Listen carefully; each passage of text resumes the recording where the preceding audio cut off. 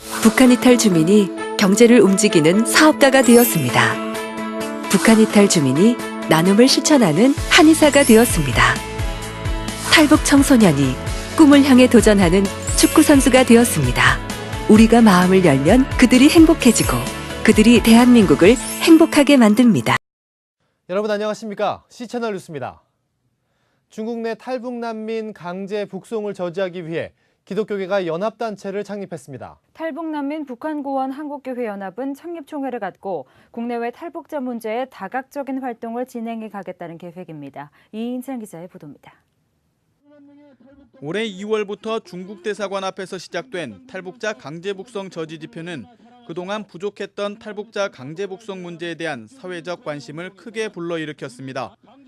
이런 노력에도 중국 정부는 지금도 강제 북송을 시행하고 있으며 최근에는 강제 북송된 44명 중 4명이 공개 처형됐다는 보도까지 나오고 있습니다. 이런 가운데 기독교계가 탈북 난민 북한구원 한국교회 연합을 출범하고 탈북 난민 문제에 대한 지금보다 더 체계적 대응에 나서기로 했습니다. 이 단체는 남북 평화 통일과 탈북 난민 강제 북송 반대 활동, 북한 구원을 위한 선교, 연구 활동을 설립 목적으로 하고 있습니다.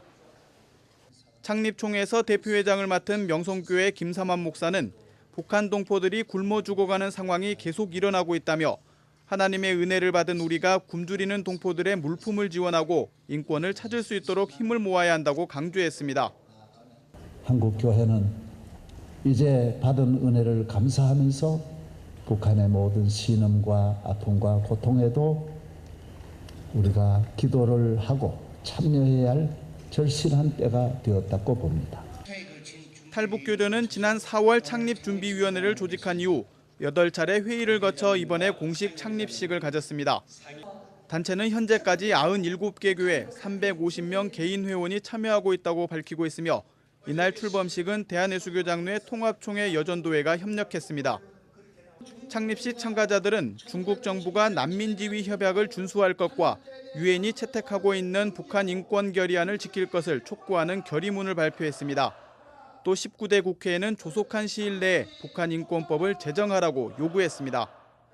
탈북자에 대해 강제 송환을 금지하고 인도적 대우를 할 것과 탈북자들이 자유롭게 유엔 난민기구와 접촉할 수 있게 할 것을 강력히 촉구한다. 창립 총회에 앞서 가진 감사 예배에서 강남 제1침례교회 지덕올로 목사는 하나님의 형상으로 만든 모든 사람에게는 인권이 있음을 기억해야 한다며 탈북자 인권을 위해 같은 얼굴과 언어를 가진 우리가 노력해야 한다고 전했습니다. 당신들도 통일을 원하고 있고 우리도 통일을 원하고 있고 이 뜨거운 가슴과 가슴이 하나가 되어 있지만 탈북교련은 창립총회에 이어 탈북 난민 북송 반대를 위한 국제회의를 열고 그동안 북송 반대 활동을 평가하고 향후 전략을 수립하기로 했습니다. 또 이렇게 마련된 내용을 바탕으로 27일 중국 대사관 앞에서 기자회견을 열 계획입니다. 이와 함께 창립식에서는 26개국 대표가 참석해 탈북 난민 북송 반대 세계 한인교회 연합이 결성되기도 했습니다. C채널 뉴스 이인창입니다. 북한 이탈 주민이 경제를 움직이는 사업가가 되었습니다.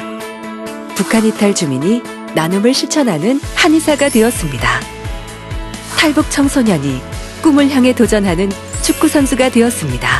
우리가 마음을 열면 그들이 행복해지고 그들이 대한민국을 행복하게 만듭니다.